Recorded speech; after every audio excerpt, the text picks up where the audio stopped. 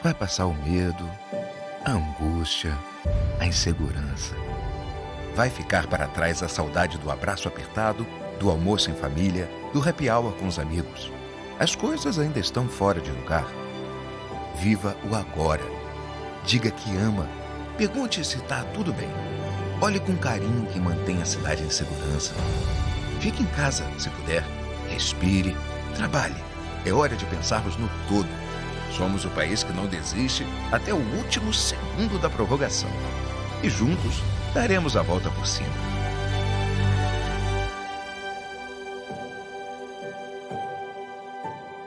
Tudo isso vai passar.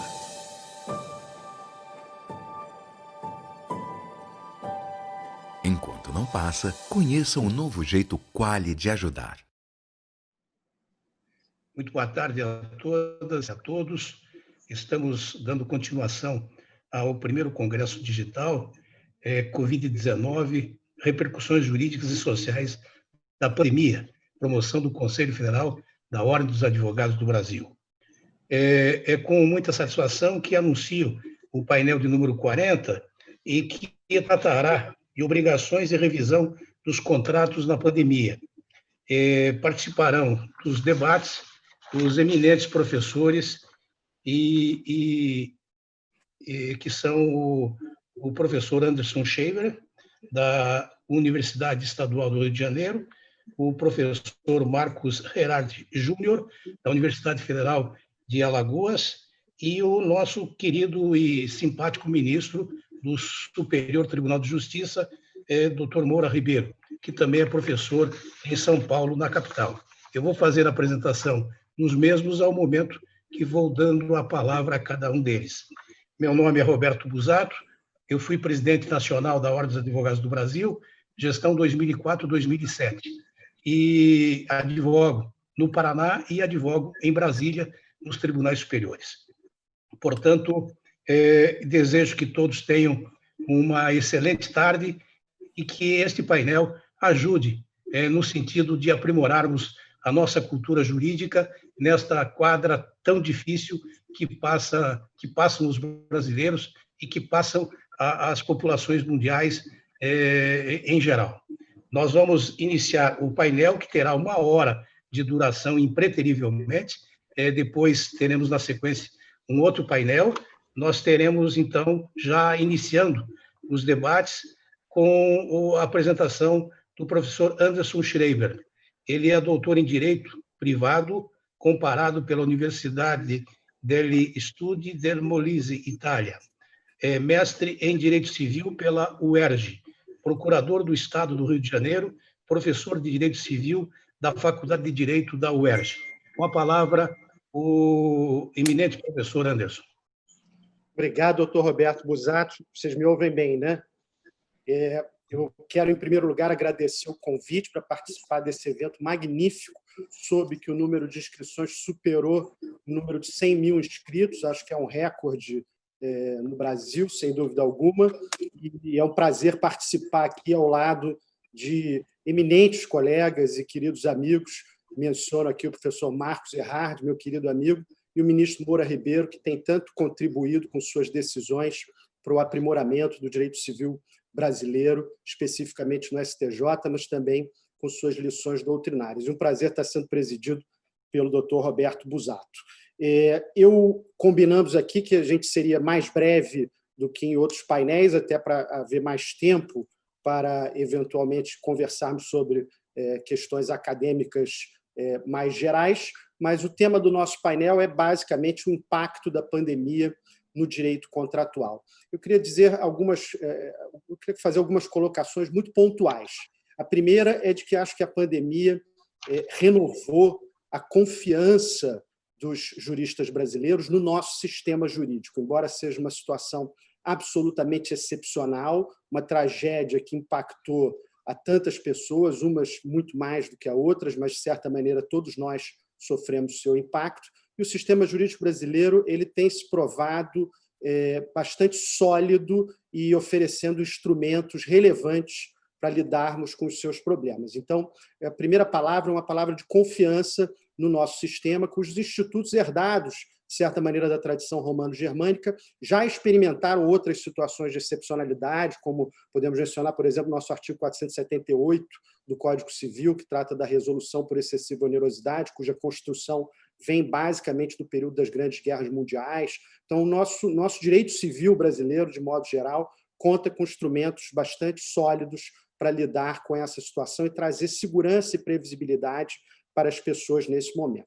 Isso não impede, naturalmente, que nós, diante da situação peculiar que estamos vivendo, consigamos enxergar alguns pontos que talvez mereçam mais atenção da doutrina especificamente, também da jurisprudência nesse sentido, porque, naturalmente, os problemas concretos vão começar a acontecer e se multiplicar, já estão acontecendo e começam a se multiplicar no judiciário, mas questões que, digamos assim, dentro do nosso sistema jurídico podiam contar com um pouco mais de detalhamento, um pouco mais de produção doutrinária para assegurar segurança e uniformidade no tratamento dessas matérias.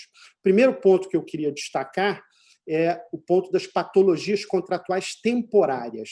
O nosso Código Civil, de maneira geral, ele trata das patologias contratuais com vistas a patologias definitivas. Para ficar em um exemplo, quando a gente trata da impossibilidade da prestação, quando a gente vislumbra no Código Civil as normas sobre impossibilidade da prestação, o artigo 234, o artigo 248, o artigo 250 do Código Civil, que tratam, respectivamente, da impossibilidade da prestação nas obrigações de dar, fazer e não fazer, a gente nota que o legislador ali contemplou a impossibilidade da prestação como um fenômeno definitivo.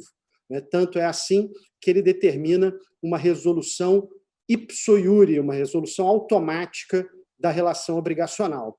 E o que nós estamos vendo na pandemia, talvez pela primeira vez de um modo tão abrangente, é uma série de casos em que há uma impossibilidade temporária da prestação. Nós já sabemos de antemão que essa impossibilidade tende a durar um tempo delimitado e, portanto, não faz muito sentido que a gente aplique a essas situações as regras de impossibilidade definitiva, que impõem a resolução, a extinção do contrato.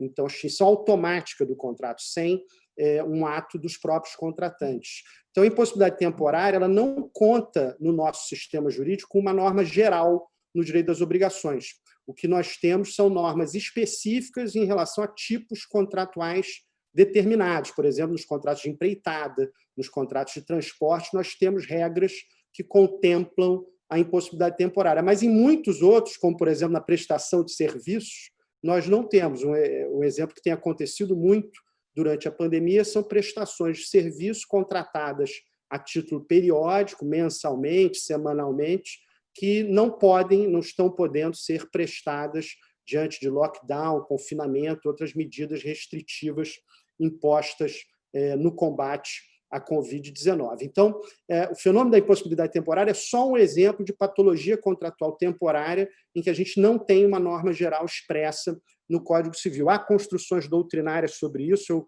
Eu queria citar especificamente o saudoso ministro Rui Rosado de Aguiar Júnior, que defendia que, nessa hipótese, deve-se observar o interesse útil do credor e a manutenção desse interesse no tempo, mas são construções doutrinárias, que não têm ainda uma norma segura no nosso Código. Então, imaginando aí os próximos capítulos do direito dos contratos diante desse fenômeno que nós estamos vivendo, esse provavelmente será um campo em que a gente precisará se debruçar, a própria jurisprudência precisará construir soluções para essas situações ao enfrentar os casos concretos. Esse tema promete aí chamar muita atenção nos próximos meses. Também outro exemplo de patologia temporária que atinge o contrato, a frustração temporária do fim contratual, situações em que as prestações continuam sendo possíveis, mas o fim daquele contrato não pode ser atingido. Se a gente pensar nas locações de imóveis para fins comerciais, por exemplo, não se trata, ao contrário do que já defenderam alguns, de uma impossibilidade da prestação. A prestação, que é a cessão do uso e gozo do imóvel, continua sendo possível, continua sendo até prestada efetivamente, porque a posse continua com o locatário. Mas a finalidade para a qual o locatário contratou aquela obrigação de cessão do uso e gozo pelo locador, essa finalidade não pôde ser atingida durante o período da pandemia. Então, um fenômeno aí que os ingleses chamam de frustração do fim do contrato, os doutrinadores alemães associam como um componente da teoria da quebra da base do negócio jurídico, né? Então, esse é um tema que também promete chamar muita atenção. Ainda sobre esses pontos, pontos em que a gente pode ter algum aprimoramento na ordem jurídica brasileira, eu queria mencionar a situação da dificuldade econômica do contratante.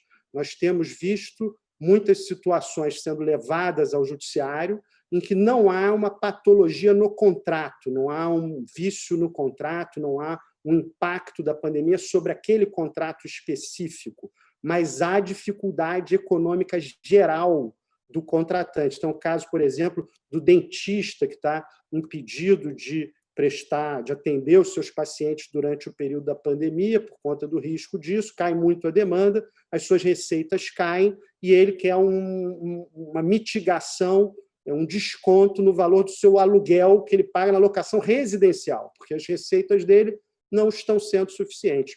A rigor, não há impacto nenhum no contrato de locação residencial. Ao contrário, todos nós estamos fruindo mais dos nossos contratos de locação residencial, né? Estamos todos entrando na casa uns dos outros dessa maneira aqui virtual, estamos todos mais em casa. Então, a locação residencial é um exemplo de contrato que não sofre um impacto contratual, interno ao contrato, em virtude da pandemia.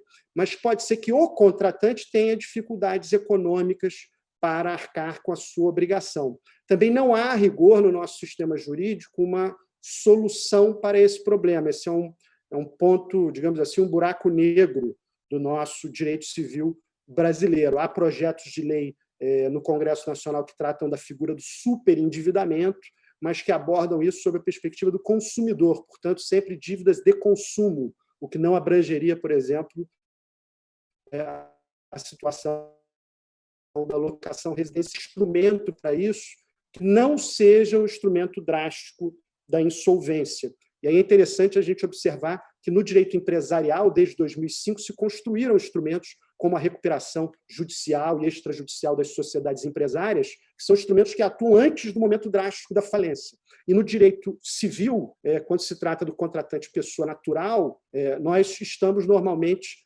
diante de uma situação que é dicotômica, ou ele está insolvente ou não está insolvente. Não existem instrumentos para auxiliá-lo a se recuperar economicamente. Então, essa é uma lacuna que terá que ser preenchida aí no direito civil brasileiro, muito provavelmente nos próximos meses ou anos, em que a gente vai ter discussões sobre dificuldades econômicas dos contratantes. Por fim, eu queria dar uma palavra sobre o regime jurídico emergencial e transitório de direito privado, a Lei 14.010, que foi aprovada em junho deste ano, que cria algumas normas de intervenção, digamos assim, nas atividades privadas em virtude da pandemia.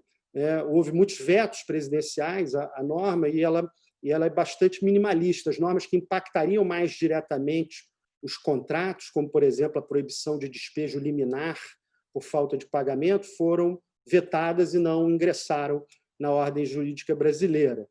Outras normas, por exemplo, como a suspensão dos prazos prescricionais, foram mantidas, o artigo 3º da Lei 14.010. A suspensão, a meu ver, até considero que não foi um bom caminho, porque, considerando que nós temos o prazo prescricional de responsabilidade civil contratual fixado mais recentemente pelo STJ em 10 anos na interpretação das normas de direito brasileiro, né, entendeu que são 10 anos o prazo, esse é um prazo bastante longo. Se a gente imagina que o artigo 3º está promovendo a suspensão de todos os prazos prescricionais, é evidente que daqui a 10 anos nós vamos estar lembrando dessa norma, que supostamente seria uma norma emergencial e transitória, de aplicação pontual no tempo. Então, daqui a 10 anos nós teremos, a pretensão nasceu em janeiro de 2020, então termina em janeiro de 2030 a pretensão de reparação pelo dano em responsabilidade civil contratual. Não, mas espera aí que lá em 2020 teve aquela coisa da pandemia, ficou suspenso de junho a outubro todos os prazos prescricionais. Então, foi uma solução que, a meu ver, deixa uma cauda muito longa no direito civil brasileiro. A solução que eu entendia ser a mais correta, e defendi isso por escrito, inclusive, era a solução da prorrogação do termo final do prazo prescricional. Se o prazo prescricional fosse terminar naquele período estipulado como período de pandemia, ele seria prorrogado por mais 6 meses ou 1 ano, alguma coisa assim, para se lidar com essa situação excepcional, e daqui a 1 ano nós já não teríamos nenhum reflexo disso no direito brasileiro. Mas acabou se optando pela suspensão e a norma está lá no artigo 3º. E o último ponto, ultimíssimo mesmo, doutor Roberto, estou no meu tempo, né? Aqui estou com 12 minutos. Já ia te avisar. Está ótimo. Tenho ainda 1 minuto, não? Tem. Então, o último ponto, que também foi uma proposta feita por emenda ao projeto de lei que resultou na Lei 14.010, mas que não foi acolhida, é o ponto do dever de renegociar. Né? Hoje em dia tem se discutido muito isso, eu escrevi sobre isso na minha tese de titularidade na UERJ em 2017, e era um tema que provocava muita surpresa na época. Existe um dever de renegociar, e não é exatamente um dever de obter uma solução por renegociação, mas de tentar renegociar o seu contrato antes de pleitear a revisão ou a resolução por desequilíbrio contratual. E hoje já é um tema que vai ganhando adeptos. Houve até um painel sobre isso. José Roberto de Castro Neves mencionou comigo que houve um painel sobre isso nesse congresso. Então, é um tema que está aí chamando muita atenção por conta da necessidade de realmente se reservar, se chamar a autonomia privada para participar, de algum modo, dessas patologias que os contratos estão sofrendo. A gente não vai ter uma solução para esses contratos sem alguma participação dos contratantes. O dever de renegociar, ele faz isso. Ele chama as partes para participarem desse processo, de modo a não abarrotar o judiciário com ações de revisão contratual que podiam ter sido resolvidas em uma fase extrajudicial anterior à propositura de uma demanda. Mas esse já foi o tema de outro painel, então não vou cansá-los com detalhes sobre isso. Agradeço mais uma vez a oportunidade, estou ansioso, na verdade, para ouvir os meus colegas. Desculpe se não preenchi o tempo todo, foi para dar mais espaço a eles. Muito obrigado. Obrigado, professor Anderson. Muito claro o seu pensamento e contribuiu muito, tenho certeza, nesse painel onde se debate esse tema. Eu anuncio agora a intervenção do professor Marcos Herard Júnior, que é advogado, doutor em Direito pela Universidade Federal de Pernambuco, mestre especialista pela Universidade Federal de Alagoas e professor de Direito Civil na graduação e pós-graduação, mestrado da Universidade Federal de Alagoas, do Centro Universitário SESMAC, da Escola Superior da Magistratura de Pernambuco e da Escola Superior da Advocacia em Alagoas. Com a palavra, o professor Marcos, então. Obrigado, presidente Busato. Queria primeiro saudar os colegas de painel, professor Anderson Schreiber, meu grande amigo, professor Moura Ribeiro, aqui que nos honra com a presença. A quem está nos assistindo na audiência, primeiro o registro para o Conselho pelo brilhantismo do evento, pela iniciativa de congregar tanta gente nesse momento, que nós todos estamos nos reinventando, buscando alternativas para a gente seguir em frente. A minha vida está muito mais fácil agora, depois da fala do professor Anderson, e eu vou me permitir continuar o raciocínio, chamando atenção para alguns pontos, para que a gente possa conversar nessa tarde sobre o tema da revisão contratual. Eu acho que algumas premissas têm que ser estabelecidas. A primeira premissa: nem todos os contratos foram atingidos da mesma forma. Se a grande maioria sofreu efeitos negativos nos contratos, nós temos pessoas que se reinventaram, nós temos setores que experimentaram um verdadeiro incremento, uma explosão de negócios e novas oportunidades por conta das medidas de distanciamento social. Além disso, quando a gente fala de revisão contratual, a gente precisa levar em consideração que os contratos são sujeitos a regimes jurídicos diferentes.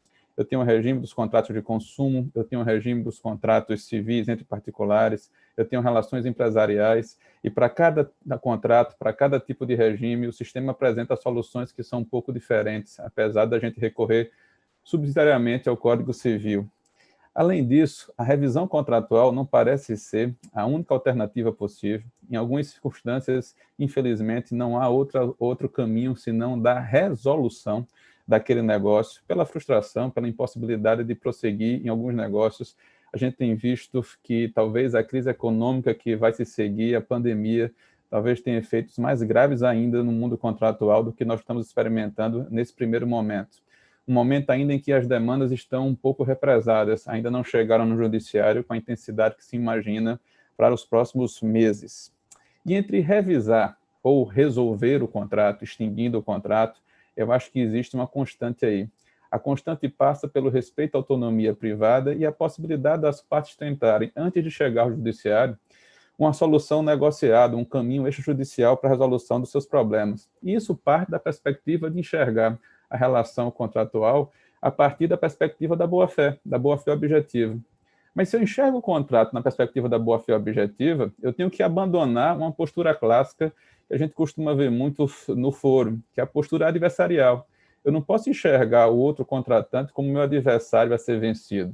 Eu preciso enxergar que eu estou numa relação onde ambos têm que colaborar para o melhor resultado possível do negócio.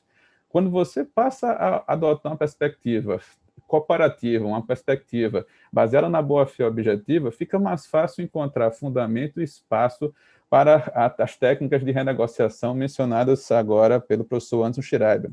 Além disso, quando a gente trata de autonomia privada, a gente tem que levar em consideração as próprias decisões ou os próprios caminhos escolhidos pela parte. O que é que eu quero dizer com isso? Que é preciso analisar se o contrato que vai ser levado ao judiciário, que se busca a revisão, não contém nele próprio uma cláusula que estabelece os pressupostos de revisão ou critérios objetivos para que a revisão aconteça. A gente tem que lembrar que no final do ano passado, em setembro do ano passado, entra em vigor no nosso sistema a Lei da Liberdade Econômica. E com a Lei da Liberdade Econômica, a gente tem alterações relevantes no artigo 113 do Código Civil e a inclusão do artigo 421-A. Aí os termos racionalidade econômica das partes, alocação de riscos e enxergar a revisão contratual como algo excepcional e algo que deve ser restrito com o mínimo de intervenção possível, passam a se tornar realidade no sistema jurídico brasileiro. Nas poucas pesquisas que a gente encontra sobre o número de demandas desse tipo no judiciário, a gente percebe que é mais fácil encontrar pedidos de resolução do vínculo negocial, ou seja, da extinção do contrato, do que propriamente a revisão do negócio, quando a gente está diante de contratos paritários sujeitos ao Código Civil. Então, é preciso levar em consideração se aquele contrato que se vai levar ao judiciário buscando a revisão é um contrato celebrado antes da pandemia ou se é um contrato celebrado já durante o período da Covid. E aqui, se eu fiz referência à Lei da Liberdade Econômica, eu preciso fazer referência a outro diploma legislativo, o RJET, a Lei 14.010, aqui também mencionada, que trata do regime transitório. Se os dispositivos específicos que tratavam das obrigações e contratos foram vetados pelo presidente da República, a gente tem que levar em consideração, para além da questão da suspensão dos prazos processuais já levantada aqui pelo professor Anderson, outra questão. A Lei 14.010 estabelece a data de início e a data de término do período de pandemia, ou a provável data de término do período da pandemia. Esses critérios objetivos vão ser muito importantes para os magistrados na hora deles analisarem a pretensão das partes. A gente tem que tomar cuidado com comportamentos oportunistas de pessoas que já estavam inadimplentes antes mesmo da pandemia e estão utilizando a pandemia de modo injustificado para tentar legitimar o descumprimento de prestações contratuais anteriores. É necessário separar o joio do trigo e aqui nesse ponto evitar os abusos de direito que já vêm sendo noticiados em vários estados em decisões específicas. Além do que eu mencionei para vocês, a gente tem que levar em consideração a importância de um primeiro grau. Esses temas normalmente são tratados nas instâncias ordinárias. Não há muito espaço nas instâncias superiores para discutir questões que são absolutamente fáticas no que diz respeito à possibilidade ou impossibilidade econômica das partes em determinado avanço, em determinado momento contratual. Em relação ao pedido de revisão propriamente dito, eu queria dividir aqui com os colegas duas posições, ou dois pensamentos. O primeiro pensamento, os efeitos da revisão. Se eu estou subordinando a revisão ao disposto no artigo 478 do Código Civil, eu tenho que entender que, por exemplo, o motivo do descumprimento do contrato pode ter ocorrido em março, abril, mas o pedido de revisão só chegar ao judiciário em agosto. E qual é o problema disso? É que o final do dispositivo do artigo 478 diz que os efeitos da decisão que determinar a resolução penal excessiva ou, eventualmente, a revisão retroagem para a data da sentença e não para a data do fato que, em tese, desequilibrou aquele vínculo contratual. Isso estabelece o Código Civil, mas não é uma norma idêntica no Código de Defesa do Consumidor. E os efeitos práticos do momento em que aconteceu o desequilíbrio que justifica a revisão e a data da entrada em vigor de um pedido de análise judicial daquela circunstância podem gerar uma série de discussões que provavelmente chegarão nos tribunais superiores. A gente precisa ficar atento a esse aspecto aí. Além disso, a discussão aqui diz respeito ao conteúdo da revisão. Em geral, as revisões que costumamos ver no judiciário têm uma lógica de ou tudo ou nada. A revisão é daquele momento em diante e ela deve ser aplicada da mesma forma. Nós estamos vivendo um momento, como o professor Antônio bem colocou, de uma impossibilidade transitória ou de uma pandemia que a gente não sabe exatamente qual é a duração. Eu posso separar aqui pelo menos 3 fases diferentes. A fase entre março e abril, uma fase onde as pessoas foram efetivamente pegas de surpresa, sobretudo com o nível de exigência das medidas de distanciamento. O mês de maio, junho e julho, onde aquele distanciamento foi mais efetivo. Mas, a partir do mês de julho, a gente começa a ver a flexibilização das medidas de distanciamento. E os pedidos no judiciário que eu tenho visto até então são pedidos que tratam da mesma forma esses 3 momentos. E a pergunta é se não seria o caso de se imaginar uma solução que levasse em conta a fase contratual e o tipo de negócio que está sendo tratado, já que a pandemia não afeta os contratos do mesmo jeito. Só que, para agir dessa forma, eu abandono decisões padronizadas, decisões pré-concebidas, decisões a priori. Eu começo a focar numa decisão que é customizada, específica para aquele negócio, para o interesse das partes, o que vai demandar um dever de fundamentação maior, o que vai demandar análise do contexto probatório numa situação muito mais específica em relação a isso. E aqui a gente vai precisar de criatividade, sobretudo nas tentativas de resolução amigável do negócio. O que é que eu estou falando? Será que o caso é apenas de reajuste da parcela? Será que o caso não é de parcelamento das obrigações do período da pandemia com diferimento da data de vencimento das obrigações? Será que o caso não é de manutenção do valor original da prestação e apenas de redução ou flexibilização dos encargos relativos a juros e a correção monetária em relação àquele determinado contexto?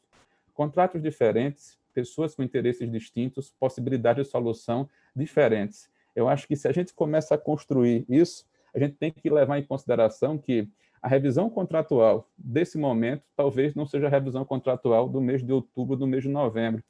Sendo otimistas, imaginando que a situação da pandemia vai estar controlada até o final do ano, a gente vai permanecer com os efeitos econômicos dessa crise por mais alguns meses.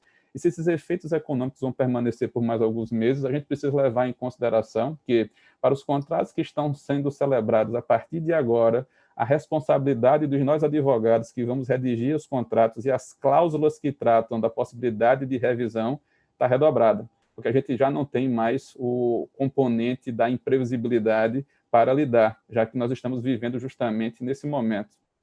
Talvez essa tenha sido a primeira pandemia na nossa experiência, mas talvez não seja a última. E isso vai ser um marco decisivo para o futuro do direito contratual e, sobretudo, do entendimento jurisprudencial em relação à matéria. Presidente Busato, assim como o professor Anderson, eu prefiro deixar o tempo para nós ouvirmos o ministro Moura Ribeiro e depois a gente poder conversar um pouco no final da mesa. Eu agradeço aqui a possibilidade de participar desse evento e lhe devolvo a palavra. Ok, professor Marcos, é bastante claro o seu pensamento também, e vamos ver se a gente consegue achar um tempo para esse bate-papo dentro desse painel, que é limitado, infelizmente, em 1 hora. É com muita satisfação que eu passo a palavra agora ao ministro Moura Ribeiro, que é mestrando e doutorando em Direito pela Pontifícia Universidade Católica de São Paulo e pós-doutorado em Direito pela Universidade de Lisboa. Atualmente é ministro superior do Tribunal de Justiça, professor da Faculdade de Direito de São Bernardo do Campo, professor do curso de Direito da Universidade do Distrito Federal, a UDF. Ministro Moura Ribeiro também tem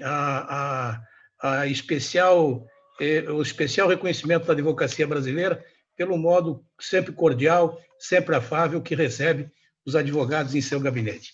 Vossa Excelência tem a palavra.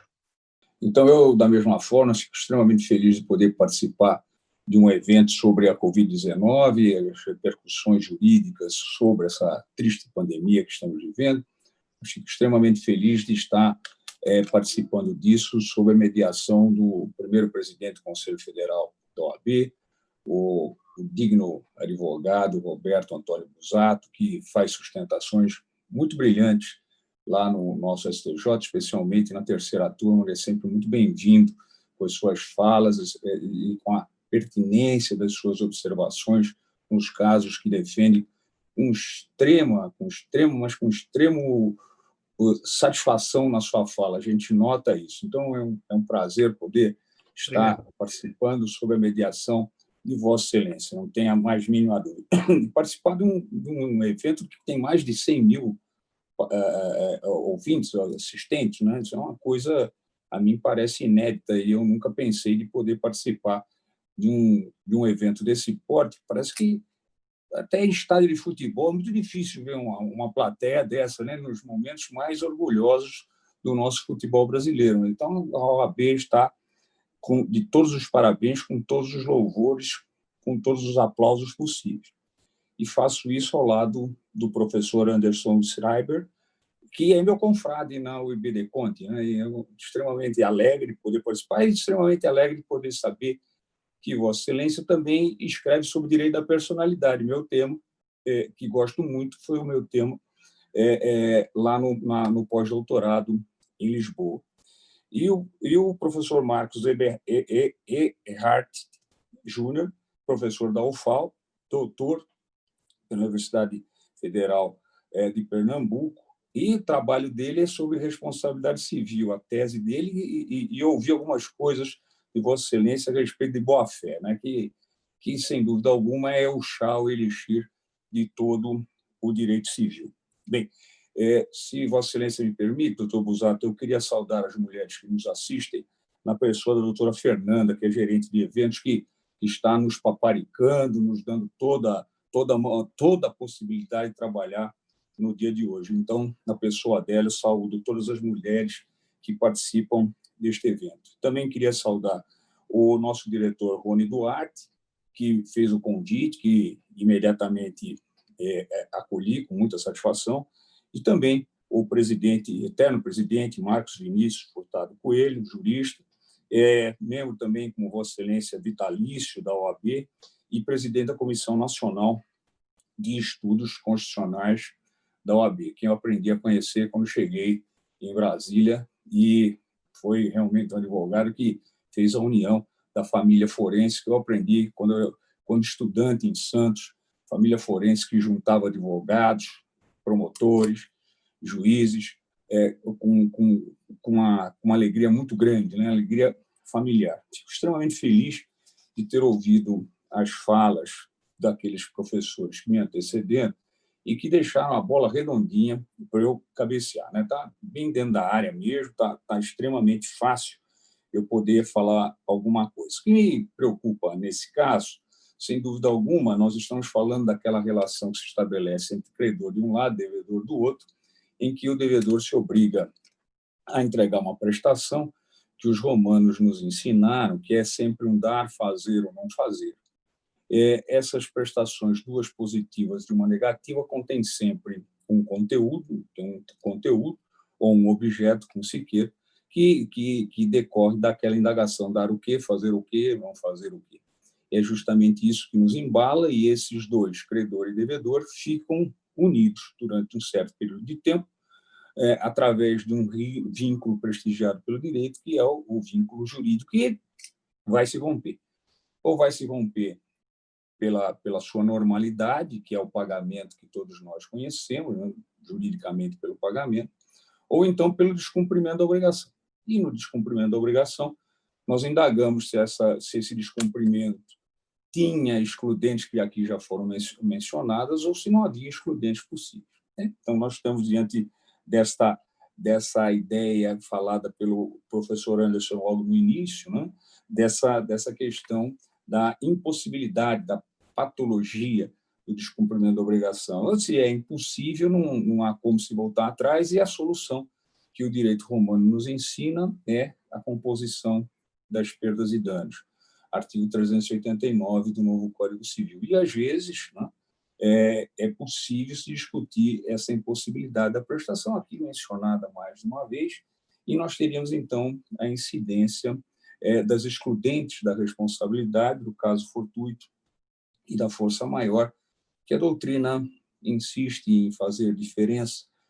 A mim parece que seria desnecessária essa diferenciação, em razão do parágrafo único do 393, mas o caso fortuito nós teríamos um evento totalmente imprevisível, e a mim parece que o fortuito, nesta hipótese da pandemia, não é o caso, porque de há muito já se sabia, antigos presidentes dos Estados Unidos já se preocupavam com a chegada desta pandemia, não é novidade para nenhum de nós, então nós não estamos diante de um evento imprevisível, aliás, era previsível.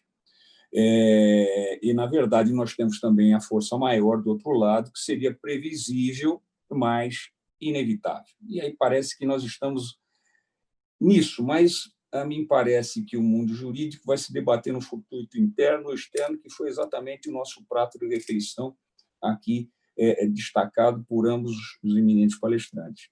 Parece que nós vamos tratar sistematicamente destas hipóteses. Assim como o professor Anderson, eu também creio que no mundo do direito de insumo, né, da relação direito civil, nós temos grandes armas. O nosso Código Civil nos dá armas boas, poderosas, né? Se quisermos lembrar mais do passado, nós temos o artigo 5º da antiga Lei de Introdução ao Código Civil, hoje Lei de Introdução às Normas do Direito Brasileiro, que já nos dá a reta segura, absolutamente segura, de como proceder na interpretação destes negócios jurídicos que tendem a ser rompidos, e aí precisamos ver de quando datam esses negócios jurídicos, isso é extremamente importante. E de qualquer forma, parece que nem só o artigo 5º da Lei de Introdução, antiga Lei de Introdução, da lei, antiga Lei de Introdução ao Código Civil, mas também nós temos o artigo 317 do novo Código Civil, aqui também já mencionado, o 478, 480 do novo Código Civil. Nós temos também que lembrar o 421, 113 do novo Código Civil, 421, 421-A do novo Código Civil. E se nada disso, se nada dessas armas jurídicas puder satisfazer os nossos corações jurídicos, por evidente, nós temos como forma de interpretação, sem dúvida alguma, a primeira norma que é segura, tanto das posições para interpretação infraconstitucional como constitucional, que é o artigo 1º, inciso 3º da nossa Constituição Federal, que é matéria do direito da personalidade que os romanos nos ensinaram, qual seja a dignidade humana. E parece que é aí que nós temos a segurança jurídica de decidir os casos que virão a juízo. Essas grandes pandemias sempre acabam com o direito dando uma solução a elas, né? Lembro da questão da varíola no Império Romano, né, no século II, depois de Cristo, que durou dos anos 165 e chegou a Roma em 166 depois de Cristo. Deu mais de 2.000 mortes por dia em Roma, 5 milhões de soldados, de romanos morreram por esta pandemia, que hoje a varíola é uma brincadeira para nós. O ser humano não decepciona. acho que, como mencionou o professor Marcos, talvez fosse um momento mais ideal, em vez de se falar em projeto Anastasia, 30 de outubro de 2020, como um término desta infeliz praga que nos assola, a mim parece que seria o momento mais adequado, doutor Busato, de se trazer à nossa Constituição o artigo 161 da Constituição do Império. Nenhuma demanda será ajuizada se não houver prova de que se tentou ou houve uma prévia conciliação, frustrada ou não, mas que houve uma prévia conciliação.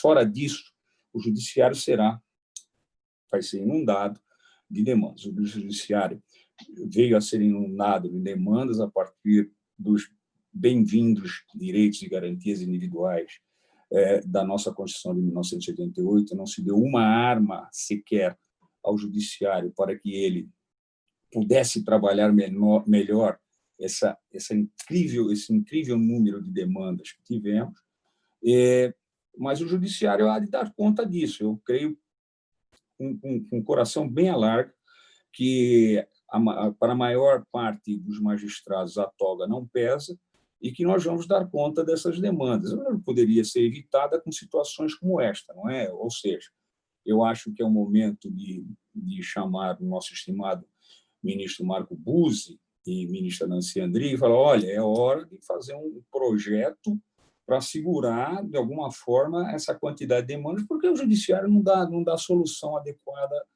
aos casos. Não é? A melhor solução, todos sabemos, todos aplaudimos, é a solução do consenso, é a solução da mediação. Mas penso que talvez o maior número de demandas, e aqui o SAL, a respeito disso, já foi lançado, a mim parece que o maior número de demandas que vamos ter, exatamente nessa compreensão de quando começou esse negócio jurídico, foi antes da pandemia, foi pós-pandemia, ou no curso da pandemia, o maior número de demandas que vamos ter, a mim parece que será aquela ideia do adimplemento substancial. E adimplemento substancial é uma coisa muito difícil, não é uma tese nossa, não é do direito brasileiro, não é uma coisa nossa,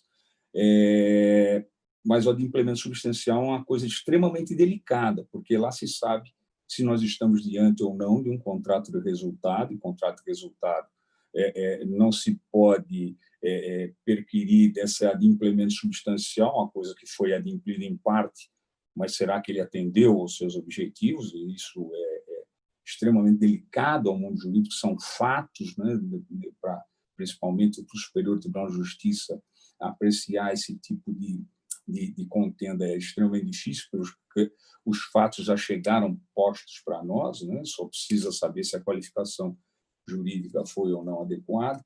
Penso que institutos que o próprio Superior Tribunal de Justiça já havia, de alguma forma, deixado de lado, com a inovação, é um momento muito adequado para que se repense instituto como a inovação, que os romanos nos ensinaram, e que talvez seja um grande momento de darmos um novo olhar, podemos deitar um novo olhar sobre esse instituto. Mas esse adimplemento substancial, volto a insistir, me preocupa sobremodo porque todos os exemplos que temos de adimplemento substancial da doutrina e até mesmo de internet falam em coisas que o Superior Tribunal de Justiça de há muito já superou. Então, os exemplos que temos no adimplemento substancial, venda com reserva de domínio, que o Superior Tribunal de Justiça também já disse que ou paga ou não paga, e, muito recentemente, a alienação fiduciária, busca e apreensão. Mas muito recentemente mesmo.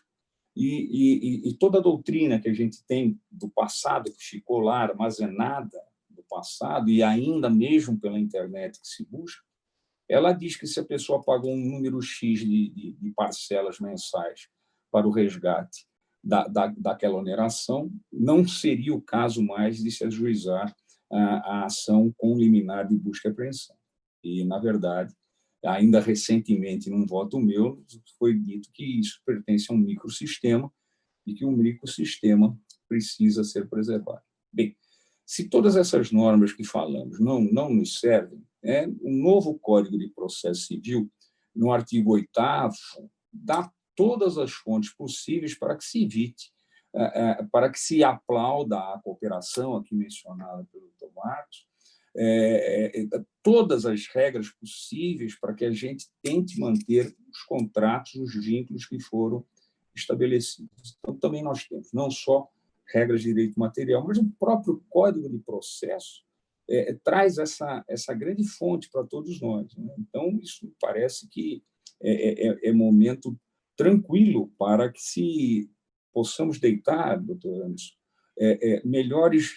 melhores vistas, né, a respeito daquilo que os romanos nos ensinaram. E são institutos seguros pelos quais nós podemos caminhar com pernas largas. O nosso mundo jurídico vem realmente deixando assentadas algumas coisas que, para nós, me parecem extremamente importantes.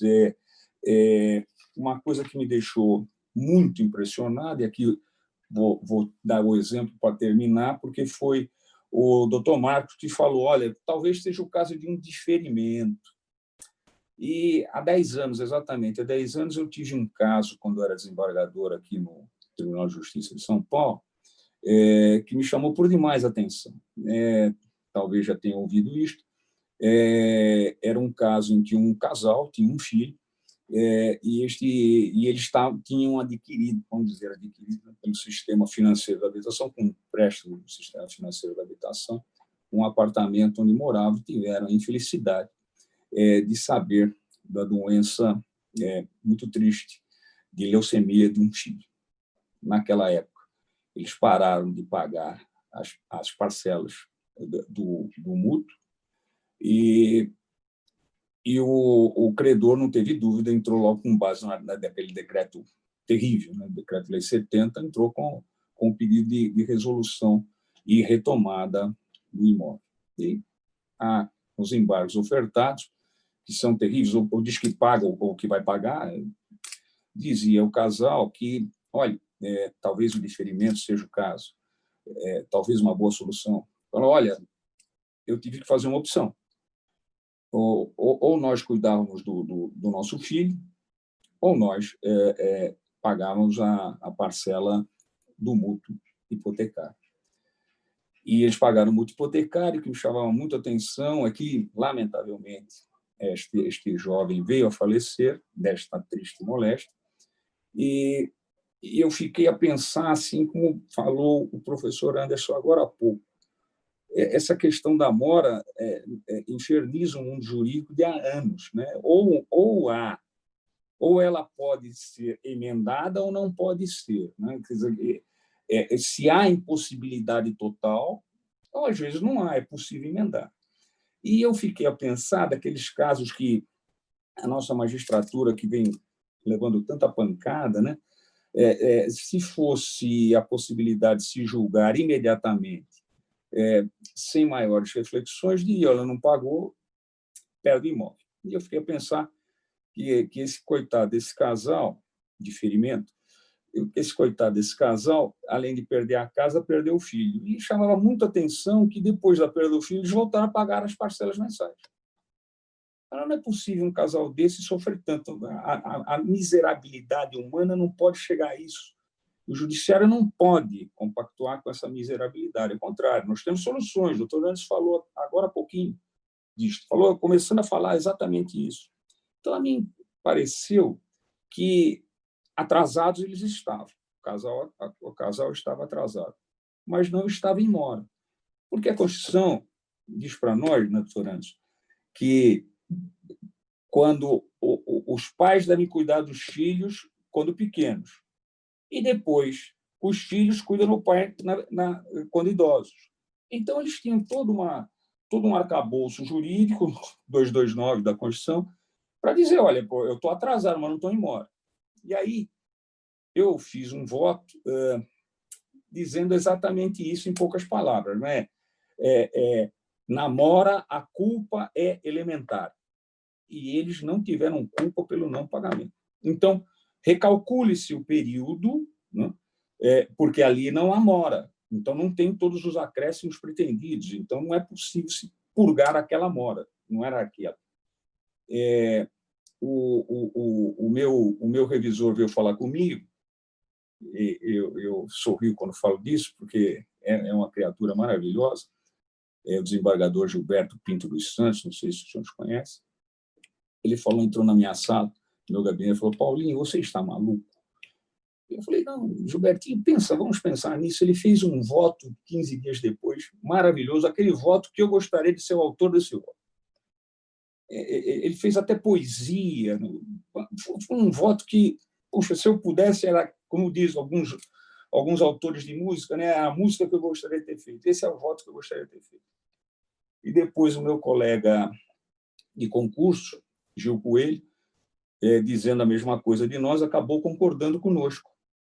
Então, 3-0, e, curiosamente, o credor não recorreu, transitou em julgado. Talvez o credor tenha pensado nessa questão da dignidade humana e se amoldou àquela solução. Então, eu acho que estou extremamente feliz de participar com o doutor Anderson e com o doutor Marcos, sob o comando do nosso sempre presidente Roberto Busato.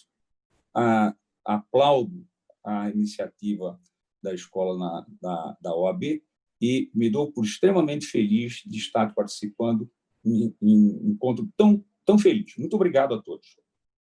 Obrigado, dizemos nós, eminente ministro Moura Ribeiro, pela sua exposição dentro do tema que lhe foi proposto. Nós temos ainda aproximadamente 10 minutos. Vamos fazer aquele pinga-fogo, um debate final. Eu começo com uma afirmação do ministro Moura Ribeiro.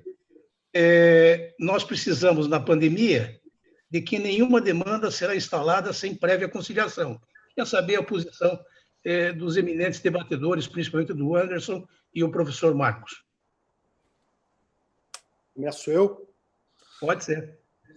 Não, a minha posição é no mesmo sentido. Eu não falo necessariamente em conciliação, que acho que é uma das formas possíveis, né? mas de uma tentativa de solução extrajudicial. É isso que eu defendo na minha tese de titularidade, que o dever de renegociar existe no direito brasileiro, que ele é uma decorrência da boa-fé objetiva, no artigo 422, que impede que um contratante busque um remédio drástico, como é o ingresso em juízo, se outros meios menos drásticos estão disponíveis, como, por exemplo, procurar o outro contratante para tentar uma renegociação do contrato. Há também quem sustente isso com base no próprio direito processual, nos conceitos de pretensão resistida, etc., etc. E houve, presidente Busato, uma tentativa de introduzir uma norma sobre isso na Lei 14.010, mas acabou-se que era uma norma inspirada num artigo do desembargador Marco Aurélio Bezerra de Mello, aqui do Rio de Janeiro,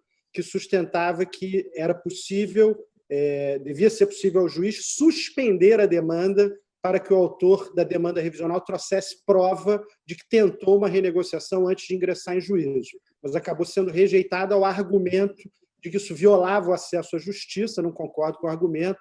Tecnicamente, acho que existe uma série de procedimentos no Brasil que exigem alguma etapa prévia, alguma medida prévia. Se for embargar a execução, vai precisar ter garantia de juízo. Se for litigar com litigante estrangeiro, vai precisar oferecer alguma caução, etc. Há vários exemplos. Mas, enfim, eu estou totalmente de acordo. Senhor Marcos. Eu estou de acordo também, levando em consideração só que o dever de sentar numa mesa para negociar não implica necessariamente em ser obrigado a fazer uma nova composição ou um acordo. O que a gente está tratando aqui é do dever de abrir um diálogo, de pensar numa alternativa, de sentar numa mesa e discutir o assunto. As pessoas às vezes confundem renegociação com capitulação ou com obrigatoriedade de você reajustar os elementos do negócio. Eu acho que se a gente deixar muito claro o sentido do dever de renegociar, ele é bem-vindo num sistema que está sobrecarregado antes das medidas da pandemia, que dirá agora depois da pandemia. E concordo com a fala do professor Anderson em relação a essa condição de procedibilidade. Não dá para se exigir isso no momento, mas a gente espera que esse é o comportamento colaborativo que o Código de Processo estabelece, que o Código Civil também estabelece. E é isso que a gente tem que levar em consideração. Eu acho, presidente Busato, que nós, enquanto advogados, somos contratados para resolver o problema, e não para a gente litigar. tá? Então, a litigância é a última alternativa quando a gente não consegue resolver o problema. Eu acho que essa é a mudança de postura que a gente precisa conseguir. Ok. Preciso a tua conclusão, Marcos, e eu deixaria, então, à vontade, nos últimos 5 minutos, para que qualquer um dos três fizesse suas considerações finais neste painel. Presidente, eu só queria fazer um acréscimo, que me parece extremamente importante na hipótese, é que esse artigo 317 do Código Civil de que falamos, que fala da teoria da imprevisibilidade, na verdade, ele se refere ao 315. E o 315 fala nas obrigações de dar dinheiro, obrigações pecuniárias. Então, parece que o 317, quando ele fala na imprevisibilidade, na possibilidade dessa revisão, ele está falando para nós só na possibilidade da revisão das obrigações de dar dinheiro. E nós estamos, assim, num aspecto muito mais amplo, pelo que eu vi da fala tanto do professor Anderson como do professor Marcos. Parece que nós estamos muito mais com um pensamento das prestações inexequíveis, né? E não só na questão do dar dinheiro, porque na leitura sistemática do 317 seria bom que o 317 não tratasse só, a mim, na leitura que faço, parece que ele só fala das obrigações pecuniárias, seria melhor que ele tratasse mais amplamente de todas as prestações impossíveis ou possíveis de serem nesse período de pandemia ou fora, ou antes do período da pandemia. Isso é extremamente importante. Lembrar só que temos algumas coisas na recuperação judicial que foram feitas antes da pandemia e que, no curso da pandemia, vêm a ser atingidas, né? Por isso que falei em inovação, que talvez seja o caso. Mas, em suma, nós temos um poço muito rico, presidente, para trabalho, um poço muito rico para as obras jurídicas neste particular que estamos vivendo. Eu agradeço mais uma vez a possibilidade da intervenção. Muito obrigado pela sua gentileza. Obrigado, dizemos nós, eminente ministro. Eu queria também me unir ao ministro Moura Ribeiro, no sentido, o 317 realmente ele é uma construção ampliativa da doutrina brasileira, né? Porque nos trabalhos legislativos do Código Civil de 2002, a gente vê que ele foi escrito para cuidar do problema inflacionário. Por isso que ele diz que o juiz deverá corrigir o valor da prestação, porque era correção monetária, né? Ele acabou sendo interpretado ampliativamente, de modo elástico, pela doutrina brasileira para abarcar um pouco essas outras hipóteses. O brasileiro é criativo, né? Exatamente. É engraçado como um artigo que foi dirigido para a questão inflacionária, acabou corrigir é geral, corrigir... Vamos corrigir tudo. É interessante mesmo.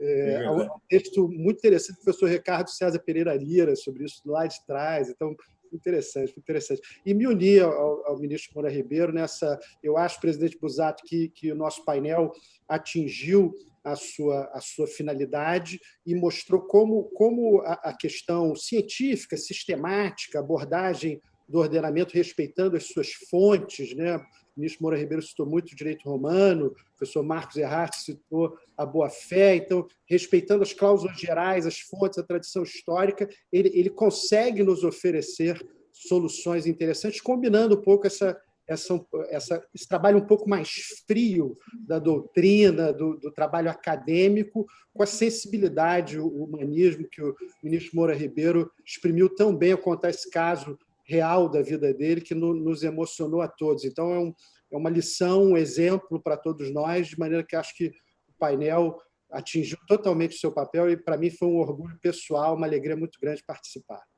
Sem dúvida. Sabe o que é, professor Anderson? É que o capital precisa ter cheiro bom, precisa ter perfume. O capital precisa ter alma. Obrigado. Para mim foi uma alegria participar com professores desse alto nível. Muito obrigado. O direito é uma maravilha. Eu também vou aderir aqui às colocações, chamando a atenção ao que o professor Anderson disse no início. Eu acho que a gente tem ferramentas, a gente tem expertise, a gente tem que confiar nas instituições e todo mundo está envolvido, os advogados, os magistrados. E aqui fica a minha preocupação da legislação de dispositivos, de legislar sobre dispositivos da legislação civil e de consumo por medida provisória, gerando uma insegurança terrível no sistema, tá? quando a gente tem ferramentas e instrumentos que a gente pode trabalhar para solucionar esses problemas. Sobretudo quando se faz escolha política por determinados segmentos de atividades e que não contemplam outros segmentos que poderiam ser exatamente protegidos de uma forma semelhante ou tratando em conjunto. Então, essa é uma preocupação que eu acho que a gente vai ter ainda nos próximos meses por conta dessa inflação de MPs que a gente está vivendo no Congresso. Muito bom, foi excelente o painel, e nós devemos isto à competência, à seriedade e à judiciosidade dos eminentes professores Anderson Schreiber, Marcos Reinhardt Júnior e o ministro Moura Ribeiro, que é professor em São Paulo. Agradecemos aos três por esta aula que nos deram a respeito desse tema, que era obrigações e revisão dos contratos da pandemia, dentro desse primeiro Congresso Digital, repercussões jurídicas e sociais da pandemia. Eu gostaria, só para encerrar, agradecer a Fernanda, da Gerência de Eventos, pelo apoio que nos deu, ao Edmilson, que deu o suporte de TI, ao Rony Preus Duarte, que é o comandante da Escola Superior de Advocacia, por ter montado brilhantemente este evento e pela oportunidade que me deu de moderar esse debate com pessoas de envergadura, como são os três professores que se manifestaram neste espaço. E também ao meu presidente Felipe Santa Cruz, que comanda todo esse processo do Conselho Federal, que bate um recorde mundial, com mais de 100 mil participações de advogados, estudantes de direito, e não tem um congresso digital que alcançou tal sucesso diante desta massa gigantesca de advogados que o Brasil possui. Muito obrigado a todos e continuem com o primeiro Congresso Digital Repercussões Jurídicas e Sociais da Pandemia, porque outro painel já vem aí. Grande abraço.